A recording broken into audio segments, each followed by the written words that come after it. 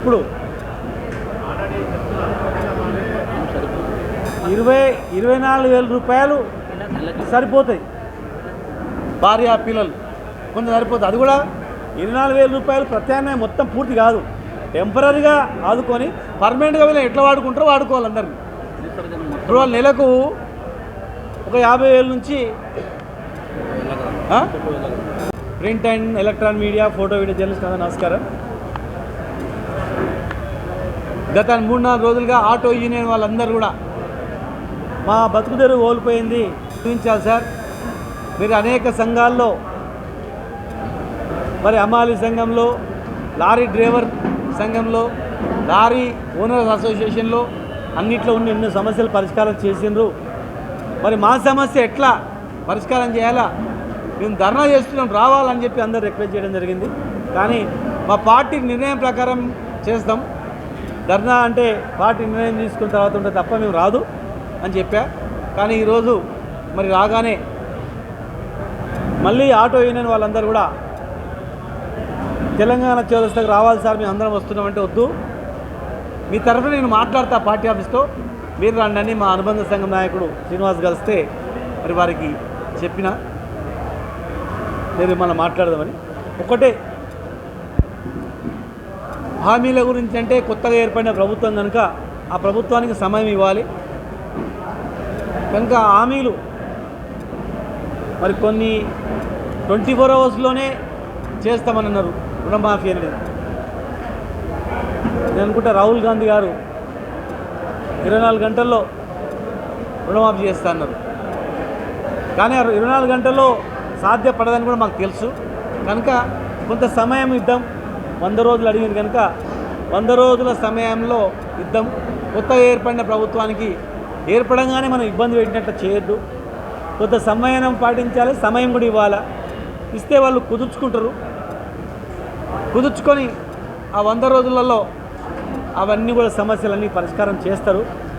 కనుక చాలామంది అడుగుతుంటే కూడా సార్ రుణమాఫీ 24 గంటలు వేస్తామన్నారు కదా, ఏమైంది సార్ అని కొందరు సార్ పెళ్ళిళ్ళు వాయిదా వేసుకున్నాం, మరి పెళ్ళి పెట్టుకోవాలి, వాయిదా వేసుకోమని చెప్పారు కదా, మరి వాయిదా వేసుకున్నాం తులం బంగారం గురించి అని కొందరు చెప్పారు.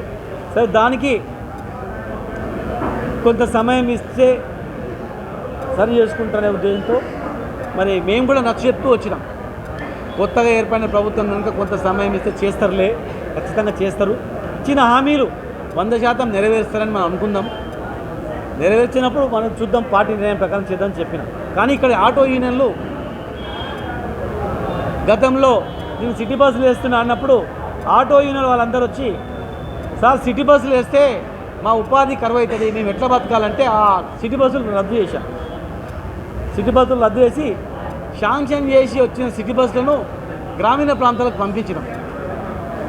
గ్రామీణ ప్రాంతాలకు పంపించి వచ్చిన 5 బస్సులు కూడా గ్రామీణ ప్రాంతాలకు పంపించి హైదరాబాద్కు మిగతా ప్రాంతాలకు పంపించి వీళ్ళ ఉపాధి దెబ్బతినకుండా, ఆటో యూనియన్ ఉపాధి దెబ్బతినకుండా మరి చేస్తాం. ఎందుకంటే వాళ్ళు సమాజంలో ఇంటింటికి పోయి, ఇంటికాడికి పోయి బండి చేపి సమయంలో స్కూలు బస్సులు రాకపోయినా స్కూల్కు, గ్రామీణ ప్రాంతాల్లో కూరగాయలు కావచ్చు, మనుషులను కావచ్చు, రేయింబలు కష్టపడి మరి అలవాటు పడి కొన్ని వేల మంది కూడా ఆటోలు తెచ్చుకున్నారు. ప్రభుత్వం ఏర్పాటు చేసినటువంటి పథకం చాలా మంచి పథకమే, దానిలో ఎలాంటి సందేహం లేదు.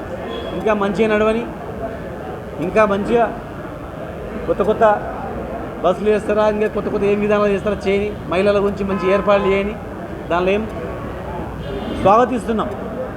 కానీ ఆటోల యొక్క ఉపాధి గురించి కూడా ఆలోచన చేయాలి.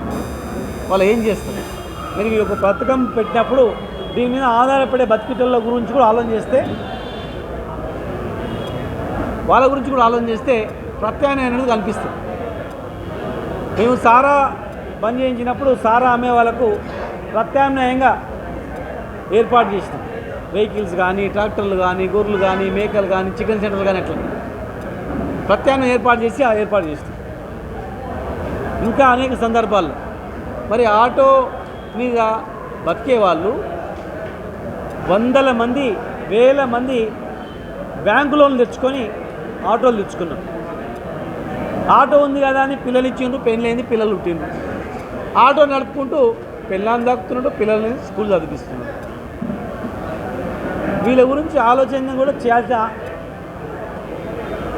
ప్రభుత్వానికి ఉంది. కనుక మేము ఆంధ్రప్రదేశ్లో ఆటో వాళ్లకు ఆడ ఉచిత బస్సు లేకపోయినా ఆటో వాళ్లకు 12,000 రూపాయలు ఇస్తున్నాడు. మరి ఇవాళ ఇక్కడ బస్సులు రద్దు చేసినాక కనీసం వీళ్ళకు ఒక 24,000 రూపాయలు నెలకి ఇచ్చి ప్రత్యామ్నాయంగా టెంపరీగా ఆదుకుంటే, ప్లస్ వీళ్ళ ఆటో ఈఎంఐ కట్టేది ఉందో ప్రభుత్వమే చెల్లించేటట్టు ఎన్నో లెక్క తీసి లోన్లన్నీ కూడా గవర్నమెంట్ కట్టేటట్లు ప్రతి ఆటో యజమానికి వారితో ఆటో డ్రైవర్కు 24,000 రూపాయలు ఇచ్చేటట్లు ఏర్పాటు చేస్తే కనీసం ఆ 24,000తో తిండి బతకగలుగుతాడు. ఆటోలు గవర్నమెంట్ బాధ్యత తీసుకొని ఆటో ఈఎంఐ కడితే బ్యాంకర్ల ఒత్తిడి లేకుండా ఇంటి మీదకి వచ్చి కూర్చొని నువ్వు ఇస్తావా సస్తావా అని చెప్పి బెదిరింపులు లేకుండా ఉంటుంది. లేదైతే ఈ వేల కుటుంబాలు రోడ్ల మీద పడి మరి ఏదైనా ప్రమాదం జరిగితే వాళ్లకు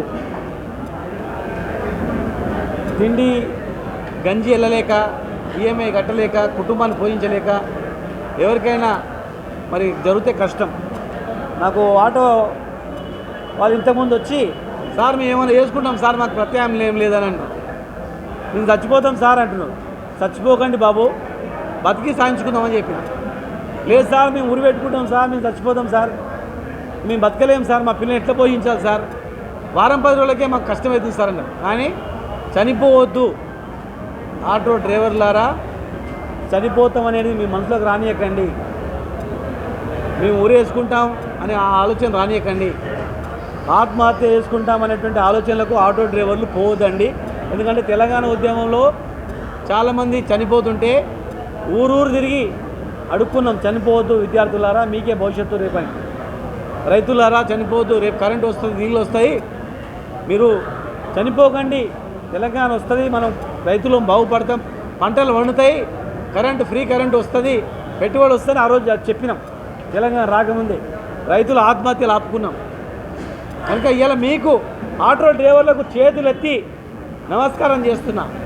మీ మీద ఆధారపడి కుటుంబాలు ఉన్నాయి, మీరు చనిపోతే మీ కుటుంబాలు ఎట్లా, ఆటో మీ కుటుంబాలు ఎట్లా బతుకుతాయి, మీరు ఆత్మహత్య చేసుకుంటే మీ పిల్లలు ఎట్లా, బతికి సాధించుకుందాం, గవర్నమెంట్తో మాట్లాడి కొట్లాడి సాధించుకుందాం తప్ప ఆ మాట ఇంకోసారి మీ నోటి నుంచి రావద్దని చెప్పి మిమ్మల్ని రిక్వెస్ట్ చేస్తున్నా, ప్రభుత్వాన్ని రిక్వెస్ట్ చేస్తున్నా. వెంటనే వీళ్ళకి నెలకు 24,000 రూపాయలు ఆటో డ్రైవర్లకు వచ్చేటట్లు వేయండి. ఈఎంఐ మొత్తం ప్రభుత్వం బాధ్యత తీసుకొని కట్టండి. తర్వాత మరి ఆటోలో ఎట్లా ఉపయోగించుకుంటారు, ప్రభుత్వ పరంగా ఏమైనా ఉపయోగించుకుంటే గవర్నమెంట్ పరంగా ఉపయోగించుకోండి, లేదు ఇంకా ఏ రకంగా ఉపయోగించుకుంటారో